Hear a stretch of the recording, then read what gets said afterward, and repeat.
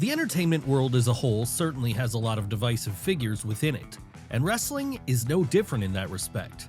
No, while some people like an R-Truth are pretty much universally beloved, there are those who get altogether more mixed reactions whenever their names are brought up.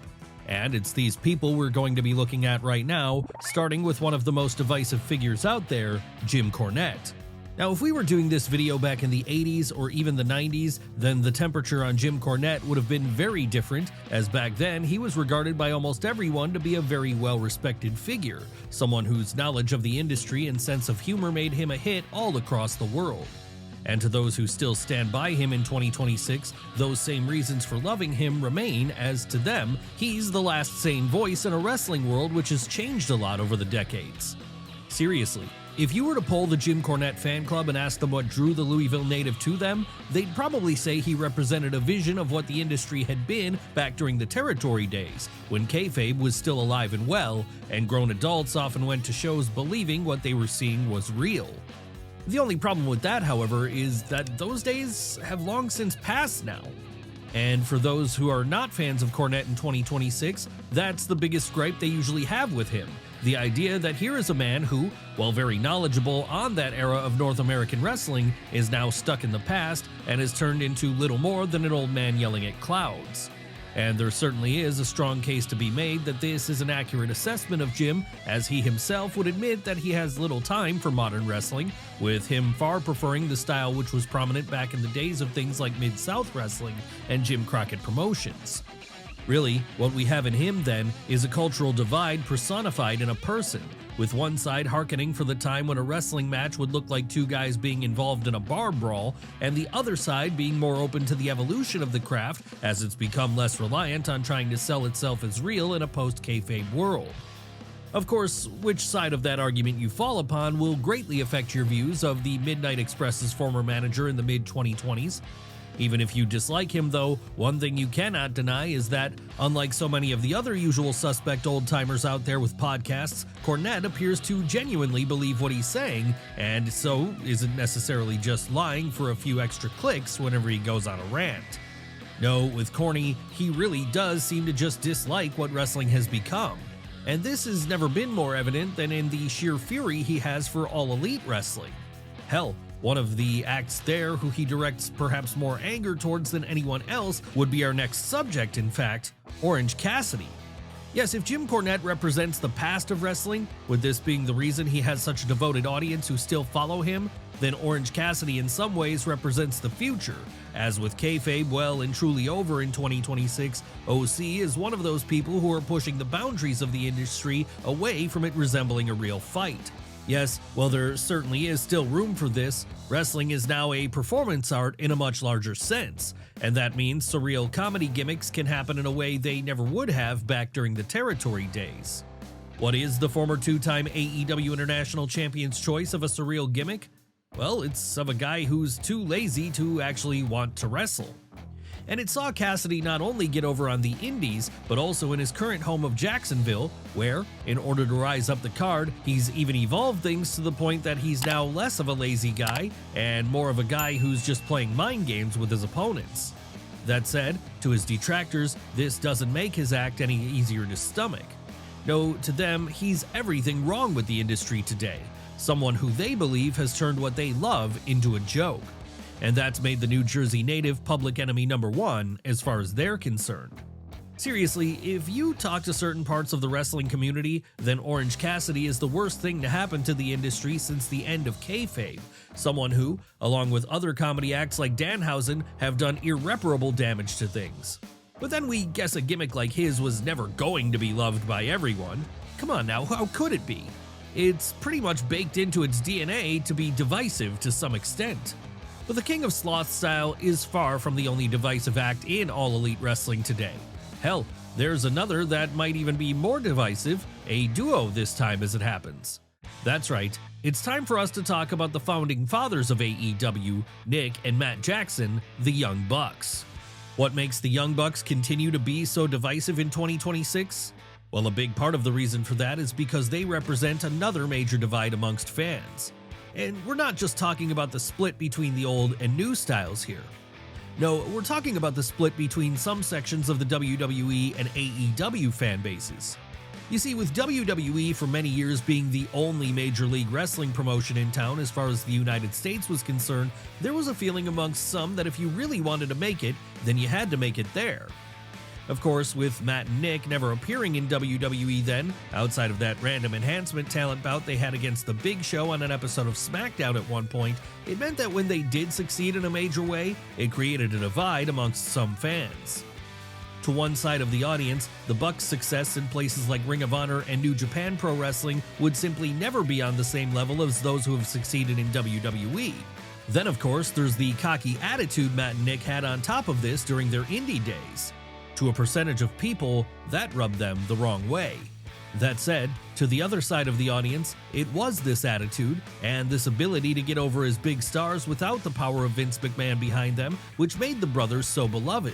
Really, to those fans, what the Bucks were doing here was no different to what acts like D-Generation X were doing back in the late 90s. And the fact that they managed to make it on their own only energized that audience to like them even more, as they'd proven the power of the indies could be a real thing. Real enough to where it could eventually lead to another second major league promotion existing today, which offers an alternative way of doing things. Come on now, a lot of the dislike between WWE and AEW which exists today can be traced back to whether or not someone was a fan of the Young Bucks during the 2010s. But what of the yin to the Bucks' yang at this point? Someone who spent a large part of his career being a hero figure to most wrestling fans, but who in recent years has seen his name become a far more divisive one. Well, that would be the man we're going to be talking about next, the man who, while he once worked alongside Nick and Matt Jackson, will likely never do so again, the man who goes by the name of CM Punk.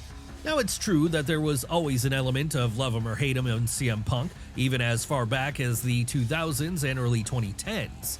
But for the most part, if you polled wrestling fans on how they felt about the Second City Saint here, they'd tell you they loved him, as back then he represented the hardcore fan base who were frustrated with the product WWE were putting out and who were desperately looking for something different.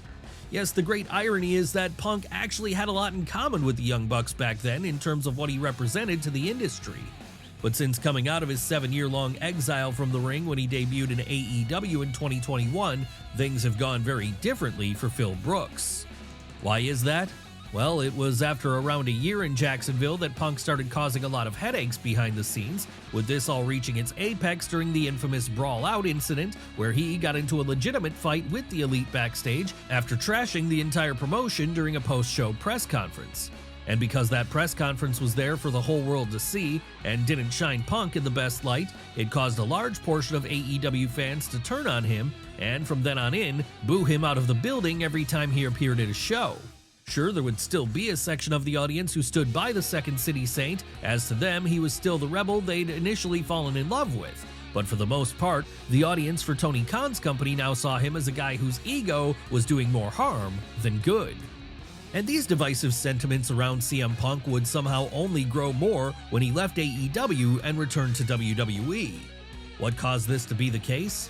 Well, again, while there is still a large portion of wrestling fans who continue to see the Chicago native as the hero in this situation, there are people who were once fans of his, even after the events of Brawl Out, who have since decided they can no longer stand by him. But what if we move away from CM Punk and onto someone who, in 2026, is far more beloved, even if for most of his career he was very divisive instead? Who are we talking about here? Why, John Cena, of course. That's right, if you were a fan of wrestling during the 2000s and early 2010s, then you'll remember the kinds of reactions John Cena used to get at shows on a regular basis, and they weren't always positive. No, while most of the kids in attendance loved him, for the adult males there, he was the worst thing to happen to WWE in years. Why was this? Well, because to that latter group, John represented a regression of the promotion, as after names like Stone Cold Steve Austin had brought the attitude during the late 90s, and in the process made the product feel so much cooler overall, Mr. Hustle, Loyalty, and Respect was dragging things back to the cartoon and by then passé days of the 80s and early 90s. As you would expect then, this made Big Match John a very controversial figure, particularly because he was always at the top of the card during this period, and so inescapable if you wanted to tune into something like Monday Night Raw. That said, even in spite of these negative reactions, the West Newbury native never let it get to him. No, for him, it was all part of the show. And that made the kids in the audience who loved him only love him all the more. But then, to be fair, why wouldn't they? As for them, Cena was that same superhero which Hulk Hogan and Steve Austin had been for prior generations. Really, like with Jim Cornette or the Young Bucks then, what this comes down to is a difference of philosophy between the young and the old. However, eventually, fans who'd hated John back in the day did come to embrace him, because ever since he moved into the role of legend figure around 2015, he's been warmly received by almost everyone, with this being a part of the reason his 2025 heel turn failed, as no one wanted to boo him anymore. Of course, sometimes it's not a better reception a performer gets as they get older though. No, there are times when someone gets to that legendary phase of their career and actually finds fans turning on them at this point. It was certainly what happened with our next subject, Bill Goldberg. Now, this is one which would sound surprising if you stopped watching wrestling during the turn of the millennium period, because back then, Goldberg was one of the most popular acts in the entire industry, popular enough to where, at points in 1998, he was approaching the level of a Steve Austin. Really, were it not for him being there for WCW right as WWF was exploding in popularity, their downfall would have almost certainly come around a lot sooner. Hell, even when Bill moved on to Vince McMahon's promotion in 2003 when his old home went out of business, he'd remain a huge star to that audience, this despite the fact he was absolutely butchered by his booking. So with that in mind, it would only make sense to assume that when the Tulsa native returned to the ring in 2015 after over a decade away, he'd be treated like a beloved legend from the past. And at least at first, this was the way things played out, as whenever he did make an appearance, fans went wild for him. Unfortunately though, it would be around 2020 that sentiment on Goldberg began to sour, with him here being seen as someone a large part of the audience didn't want around anymore, even if he still maintained a solid fan base in spite of this. What happened specifically which sent the former WCW World Champion down that path then? Well, after he prematurely ended the reigns on top of both Kevin Owens and The Fiend, the narrative around Bill became that he was getting over at the expense of other younger talent. And that was why, as the 2020s got going, Goldberg's matches would receive far more mixed reactions. But then this was probably going to happen anyway, as by that stage in his career, the turn of the millennium legend was a lot older and a lot more limited in what he could do in the ring. And to be perfectly honest, this was never a guy who got famous for having Bryan Danielson-level mat classics in the first place. No, Bill got over on account of his short, explosive bouts. And as we got to his retirement year in 2025, that pattern was starting to feel pretty played out. Still though, he got a great response during his final match against Gunther, with this proving there remains a strong audience for the big man. And it's not like he's the only WWE star who was getting mixed responses in 2025, because an arguably even bigger victim of this would be our next subject, Jey Uso. Yes, for the vast majority of his career, the perception surrounding this San Francisco native was that he was a very talented tag team wrestler, someone who, alongside his twin brother Jimmy, had helped to keep WWE's tag team division afloat during some of its darkest days.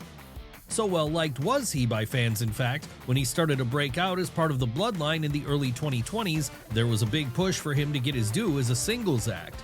And that would see him pin Roman Reigns in 2023, then win the Intercontinental title in 2024, all before he then went on to win the Men's Royal Rumble match in 2025.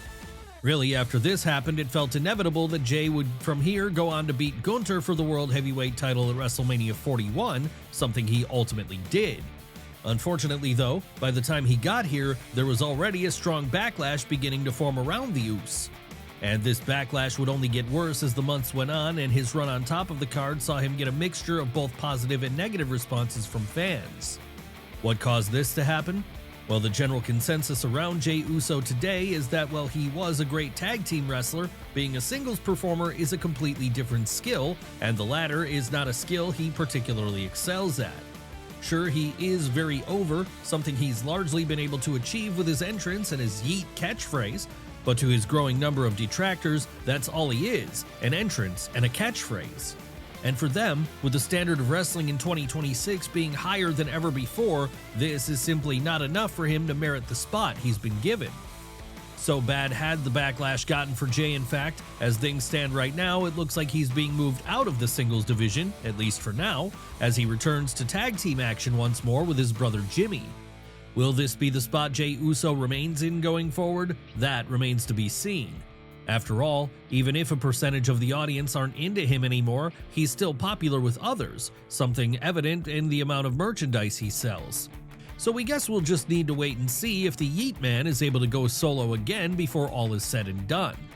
Of course, he could be a tag or singles act and still find himself on the opposite end of the ring from our next subject, a hugely controversial figure in modern-day WWE who works both as a solo act and as a member of the Vision, Logan Paul. Yes, we know that there are a multitude of reasons why people dislike Logan Paul, from the whole influencer persona to the multiple online controversies. So when he started making appearances inside of a WWE ring during the early 2020s then, it became clear very quickly that he was not going to be a popular figure there. Hell, this is why his initial attempt to push himself as a babyface failed so spectacularly, forcing him to be a heel before long. Then, of course, as if that wasn't enough, when he did debut in WWE, there was the feeling that here was another part-timer who was coming into the company and who was using his hand-given spot to take time away from other, more deserving talent, something which wasn't helped by the fact that even if he was under contract to WWE, it wasn't like he was there regularly. No, for months on end, Logan Paul would be nowhere to be seen on either Raw or SmackDown, and that made his United States title run in particular stand out in a negative way. But with all this said, there is still an audience who are behind the Ohio native, with most of these probably being people who are fans of him from his YouTube channel. Outside of that, there are a few others who feel he's proven himself as a wrestler by now. That said, you're still unlikely to hear cheers for Logan anytime he appears at a WWE show in the future. Though it very much feels like in him, you have someone who's destined to be a heel for his entire career. But whether you like him or not, it seems he is going to be part of the WWE product for a long time yet. Honestly, we can't rule out the idea that at some point before all is said and done, he becomes WWE Champion. But what of someone who's less of a wrestler and more of a commentator? Someone who, while he has laced up his boots a couple of times, is far more comfortable behind the booth lending his voice to Monday Night Raw. Well, that would be our next subject, another hugely divisive figure who goes by the name of Pat McAfee. Come on now, you don't even have to be a wrestling fan to know that Pat McAfee is a divisive figure, as his persona on the Pat McAfee show has long seen him be accused of being obnoxious. So when he moved over to the world of wrestling as a pre-show analyst for WWE in 2018, it should come as little surprise to learn that the same divisiveness he courted elsewhere carried over here. Sure, he would have a strong and devoted fan base in WWE, just as he did in both his football and sports talk show career, with him gaining even more support once he took Adam Cole to the limit during his first wrestling match ever at TakeOver 30. That said, while he did have plenty of people who were behind him in WWE, especially after he proved himself in the ring, there are those in the audience who still find him to be a little bit too abrasive of a personality for them. It doesn't matter if he's done a good job on commentary for the most part, or if he's had further good bouts against the likes of Gunther, very little can change the negative sentiment surrounding him. As you would expect then, this means there are a variety of reactions to the Pennsylvania native whenever he shows up and opens his mouth. And that's likely going to be the case for as long as he's a part of the WWE system. Really, it's likely going to be the case for as long as he remains a public figure in general, as some people are just divisive by their nature, it seems. And to be honest, Pat seems okay with this, as he knows he's loved and hated in equal measure, and it doesn't appear to be causing him to change things up at all. No, he's been the same guy he's been for years now, and likely will be the same guy for the rest of his days. Who knows then? Maybe if he has a few more good matches in the ring, he'll be able to win some of his detractors over to his side. But even if he does that, you can count on a healthy pushback against him remaining, both in his WWE work and his other work outside of that system. Now, it's not like he's being booed at shows or anything. The divisiveness around Pat McAfee isn't that volatile. That said, it is undoubtedly there. But let's move away from the men for now and over to the women instead, as there are plenty of divisive figures to be found within this gender as well, with one of the most prominent of these being the woman who serves as our next subject. Who are we talking about this time?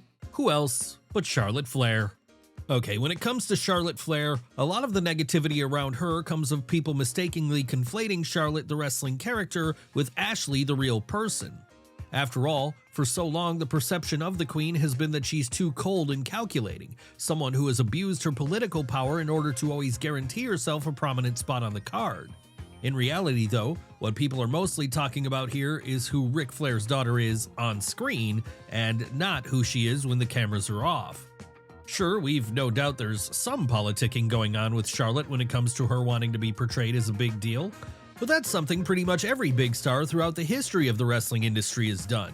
But regardless of that, the negative sentiment has dogged her for so much of her career and has seen her get a lot of boos, even at points where she was supposed to be a babyface.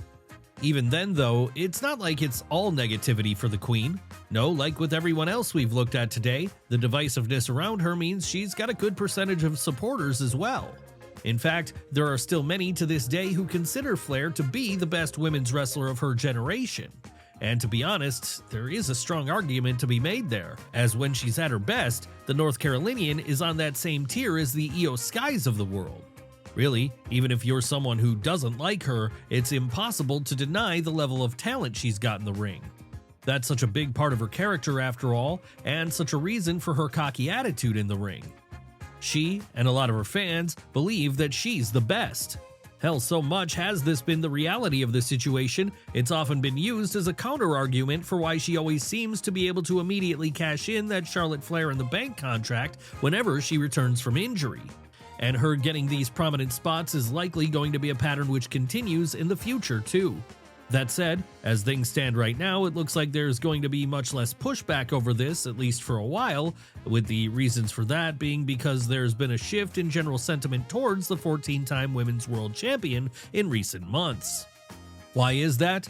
Well, after she wrote a Players Tribune article in which she discussed things like her self-confidence issues, her recent divorce from Andrade, and her complicated relationship with her father, many fans saw a more humanized version of Charlotte for the first time.